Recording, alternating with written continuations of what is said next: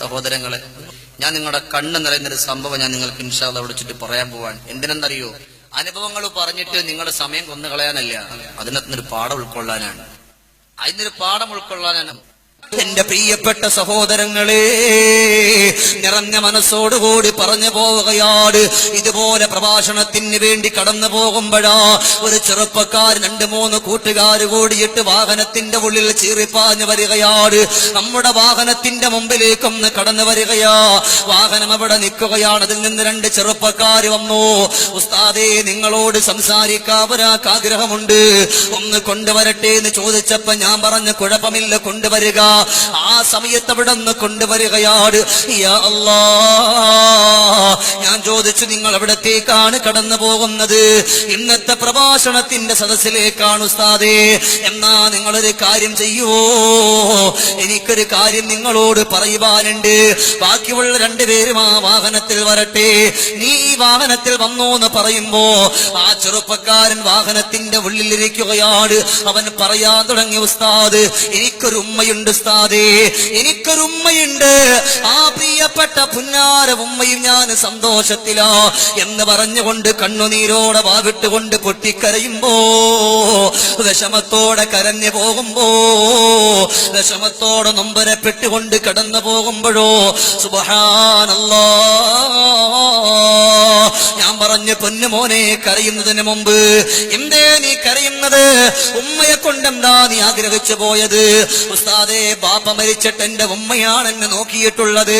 പ്രിയപ്പെട്ട ഉമ്മയും ഒത്തുകൊണ്ട് കഴിഞ്ഞുകൂടുകയോ. എന്റെ ഉമ്മാക്ക് അസ്ഥി ഉരുക്കത്തിന്റെ രോഗമുണ്ട്. ഉമ്മാന്റെ കാലുകളെല്ലാം തളർന്നു പോവുകയാണ്. വേദനയോടെ വിഷമത്തോടെ എന്റെ ഉമ്മ കടന്നു കൂടുകയോ. നൊമ്പരത്തോടുകൂടി പ്രിയപ്പെട്ട ഉമ്മ കടന്നു പോവുകയാണ്. സുബ്ഹാനല്ലാഹ്, അങ്ങനെ കടന്നു പോകുന്നത് കൊണ്ട് എന്റെ ഉമ്മ എന്നോട് പറഞ്ഞു, പൊന്നുമോനെ, കല്യാണം കഴിക്കുക. പ്രിയപ്പെട്ട ഉമ്മയുടെ വാക്ക് കേട്ടുകൊണ്ട് കല്യാണം കഴിക്കുകയാണ്. അൽഹംദുലില്ലാഹ്, നല്ല സുന്ദരിയായ ഒരു പെണ്ണിനെ കല്യാണം കഴിച്ചു. കുടുംബജീവിതം സന്തോഷകരമായി കടന്നു പോവുകയാ. അല്ലാഹു എനിക്ക് 2 മക്കളെ തന്നു ഉസ്താദേ. ആ പ്രിയപ്പെട്ട പൊന്നുമക്കളുമായി കടന്നു പോകുമ്പോഴോ അല്ലാഹ്, എന്റെ ഉമ്മ അവിടെ നിന്ന് വയസ്സായിക്കൊണ്ടിരിക്കുന്നുണ്ട്. എന്റെ ഉമ്മാക്ക് രോഗം മോചിക്കുന്നുണ്ട്. ഒരു വേള പാതിരാത്രിയിൽ എന്റെ ഉമ്മ മലമൂത്ര വിസർജനത്തിന് വേണ്ടി എഴുന്നേൽക്കുകയാണ്. ആ എഴുന്നേക്കുന്ന സമയം പെട്ടെന്ന് മറിഞ്ഞു വീഴുകയോ. എന്റെ ഉമ്മയുടെ 2 കാലുകളും ഒടിഞ്ഞു പോവുകയാണ്. അസ്ഥിവരുക്കത്തിന്റെ രോഗമുള്ള ഉമ്മയാണല്ലോ. 2 കാലുകളും ഒടിഞ്ഞു പോയത് കൊണ്ട് പ്രിയപ്പെട്ട ഉമ്മ അവിടെ കിടന്നുകൊണ്ട് കരയുകയാണ്. പെട്ടെന്ന് ഹോസ്പിറ്റലിലേക്കൊന്ന് കൊണ്ടുപോവുകയാണ്. കൊണ്ടുപോയിട്ട് ഉമ്മാന്റെ കാലിൽ പ്ലാസ്റ്റർ ഇടുകയാ. 2 കാലുകളിലും ഒരുപോലെ പ്ലാസ്റ്റർ ഇട്ടുകൊണ്ട് വീട്ടിന്റെ ഉള്ളിൽ കൊണ്ടുവന്നുകൊണ്ട് കിടത്തുകയാണ്. സുബ്ഹാനല്ലാഹ്, ഒരു വേള എന്റെ പ്രിയപ്പെട്ടവള് കടന്നു വന്നിട്ട് പറഞ്ഞു, ഇക്കാ, ഒന്നുകിൽ നിങ്ങളുടെ ഉമ്മ അല്ലെങ്കിൽ ഞാനും ഈ 2 മക്കളും, അതല്ലാതെ ഈ വീട്ടിന്റെ ഉള്ളിൽ കഴിയൂല. ഇന്ന് നിങ്ങളുടെ ഉമ്മാന്റെ മലം പാരാൻ എന്നെ കിട്ടൂല, നിങ്ങളുടെ ഉമ്മയുടെ മൂത്രമെടുക്കാൻ എന്നെ കിട്ടൂല എന്ന് പറഞ്ഞുകൊണ്ട് വേദനയോടെ ഗദ്ഗതത്തോടെ നൊമ്പരത്തോട് പൊട്ടി പൊട്ടിയൊന്ന് കരയുമ്പോ ആ പെണ്ണിന്റെ കരച്ചിൽ കണ്ടിട്ട് പറഞ്ഞു, പെണ്ണേ, ഉമ്മയുടെ കാലൊന്ന് ശരിയാകട്ടെ, ഈ പ്ലാസ്റ്റർ ഒന്നെടുത്ത് മാറ്റട്ടെ, അത് കഴിഞ്ഞാൽ ഉമ്മാനെ നമുക്കൊന്ന് മാറ്റി താമസിപ്പിക്കാം എന്ന് പറഞ്ഞു ഉസ്താദേ. എന്റെ ഉമ്മാന്റെ 2 കാലുകളിലെ പ്ലാസ്റ്ററും എടുത്ത് മാറ്റുകയാണ്. ഞാൻ എന്റെ ഉമ്മയോട് പറഞ്ഞു, ഉമ്മ, നാളെ നേരം വെളുക്കുമ്പോ നമ്മളൊരു യാത്രക്ക് വേണ്ടി കടന്നു പോവുകയാണ്. സന്തോഷമുള്ള യാത്രയാണല്ലോ. ആ ഉമ്മാന്റെ മനസ്സൊന്ന് പിടഞ്ഞു ഉസ്താദ്. എത്രയോ ദിവസങ്ങളിൽ എന്റെ പ്രിയപ്പെട്ട ഉമ്മാനെ എവിടെയും ഞാൻ കൊണ്ടുപോയിട്ടില്ല. അങ്ങനെയതാ എന്റെ ഉമ്മാനോട് പറയുമ്പോഴെന്റെ ഉമ്മ സമ്മതിക്കുകയാണ്.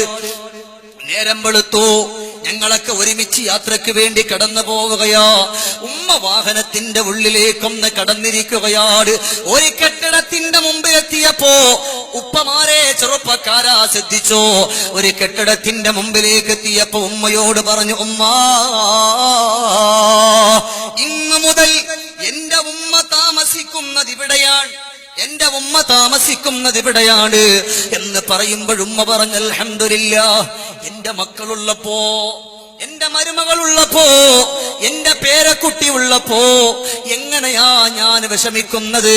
ഇവിടെ കഴിയാമെന്ന് പറയുമ്പോഴെന്റെ ഉമ്മയോട് ഞാൻ പറഞ്ഞു പോയി, ഉമ്മ നിങ്ങൾ ഒറ്റക്കാണ് ഇവിടെ കഴിയുന്നത്, അതല്ലാതെ മക്കളില്ല, മരുമക്കളില്ല, പേരക്കുട്ടികളില്ല എന്ന് പറയുമ്പോൾ ചോദിച്ചു, മോനെ ഈ സ്ഥലത്തിന്റെ പേരെന്താണ്? എഴുത്തും വായനയും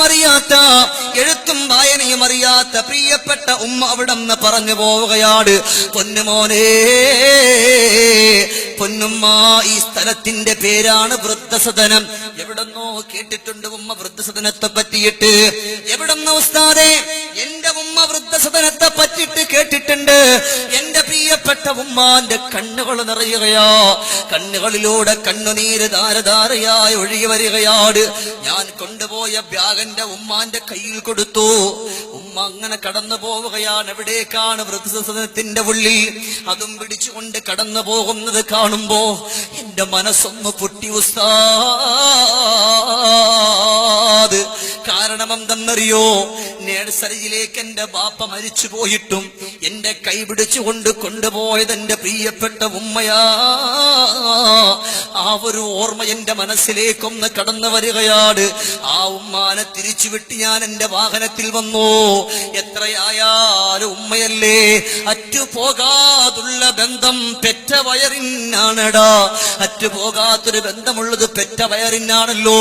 അതുകൊണ്ട് എന്റെ ഉമ്മാനെ ഒന്ന് തിരിഞ്ഞു നോക്കുമ്പോഴെന്റെ ഉമ്മ കൈയാട്ടി എന്നെ വിളിച്ചു. ഞാൻ എന്തിനാണ് ഉമ്മ വിളിക്കുന്നത് എന്നറിയില്ല. എന്റെ ഉമ്മയുടെ ചാരത്തേക്കൊന്ന് കടന്നു പോവുകയാണ്. സുബ്ഹാനല്ലാഹ്, എന്റെ ഉമ്മ എന്നെ കെട്ടിപ്പിടിച്ചുകൊണ്ട് കവിൾ തടത്തിൽ മുത്തം തരികയാണ്. എന്നിട്ട് പറഞ്ഞു, പൊന്നുമോനെ,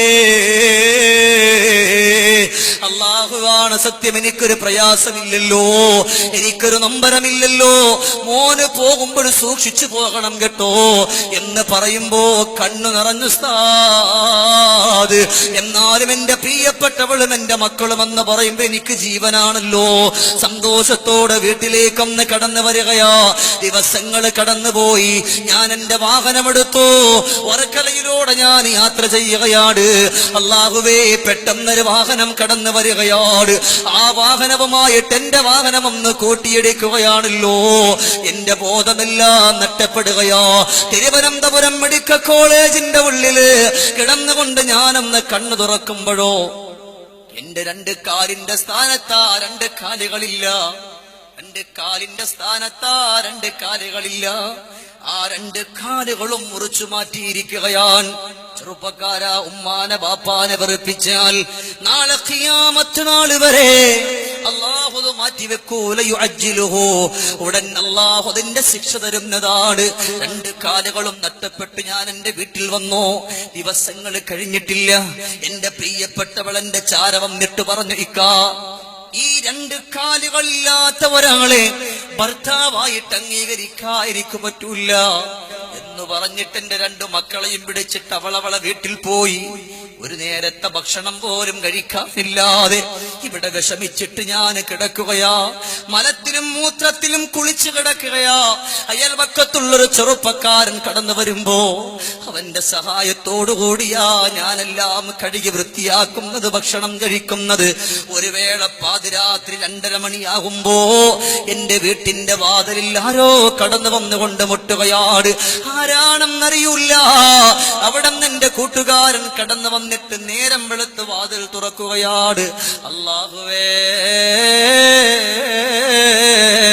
ആ സമയത്താണ് ആരെയാണോ ഞാൻ വൃദ്ധസദനത്തിന്റെ ഉള്ളിൽ കൊണ്ടാക്കിയത് ആ പ്രിയപ്പെട്ട ഉമ്മ കടന്നു വരികയാണ്. വന്നുകൊണ്ട് കെട്ടിപ്പിടിച്ചുകൊണ്ട് മുത്തം തരികയാ. എന്നിട്ട് എന്നോട് പറഞ്ഞു, പൊന്നുമോനെ, നിനക്ക് അപകടം പറ്റിയത് ഉമ്മ അറിഞ്ഞു. എന്നാലും നിന്നെ നോക്കാൻ നിന്റെ ഭാര്യയുണ്ടല്ലോ. ഞാൻ വരുന്നത് ബുദ്ധിമുട്ടാകുമല്ലോ, അവൾ നിന്നെ നോക്കാതിരിക്കുമല്ലോ, അതുകൊണ്ടാണ് കടന്നു വരാത്തത്. ഇന്ന് നിനക്കതാ നിന്റെ പെണ്ണില്ലെന്നറിഞ്ഞപ്പോ, മക്കളില്ലെന്നറിഞ്ഞപ്പോ എത്രയായാലും ഉമ്മാന്റെ മനസ്സിന് സഹിക്കൂലല്ലോ. അതുകൊണ്ട് നിന്റെ ഉമ്മ കടന്നു വന്നതാണ്. ഉമ്മാനെ പോകാൻ പറയല്ല.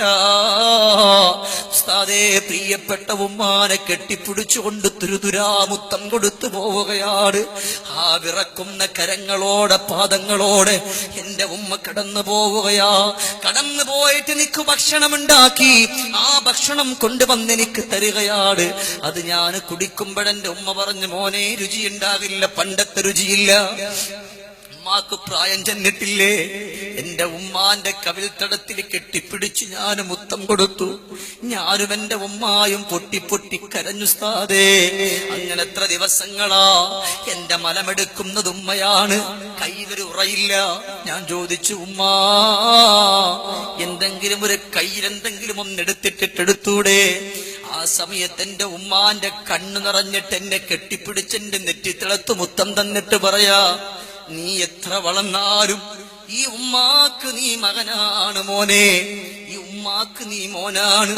അതുകൊണ്ട് ഉമ്മാക്ക് പ്രയാസമില്ല എന്ന് പറഞ്ഞിട്ട് എന്റെ ഉമ്മ അതൊക്കെ വാരി വൃത്തിയാക്കി എന്നെ കഴുകിയിട്ട് ചൂടുവെള്ളം കൊണ്ടുവന്നിട്ട് അത് കൊണ്ടുവന്ന് നല്ലതുപോലെ കുളിപ്പിക്കുകയാണ്. വൃത്തിയാക്കിയിട്ട് ഞാൻ എന്റെ ഉമ്മാനെ കെട്ടിപ്പിടിച്ചിട്ട് ചോദിച്ചു, ഉമ്മാ ഈ മകനോട് വെറുപ്പുണ്ടോ?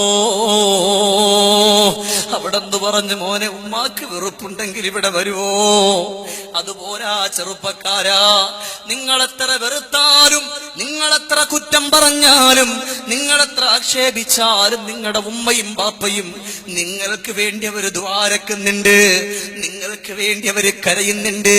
ഉസ്താദേ, പാതിരാത്രി 2:30 മണിയാകുമ്പോ എനിക്കൊരു ഗുളികയുണ്ട് കഴിക്കാൻ. ആ ഒരു ഗുളിക കഴിച്ചിട്ടില്ലെങ്കിൽ നേരം വെളുത്തു വേദനയാണല്ലോ. അങ്ങനെ വിഷമത്തോടുകൂടി കടന്നു പോകുമ്പോഴാണ് യാ അല്ലാഹ്, പ്രിയപ്പെട്ട ഉമ്മ ഒരു ക്ലാസ്സിൽ വെള്ളം ചൂടാക്കി രാത്രി എന്നെ വന്നിട്ട് വിളിച്ചു.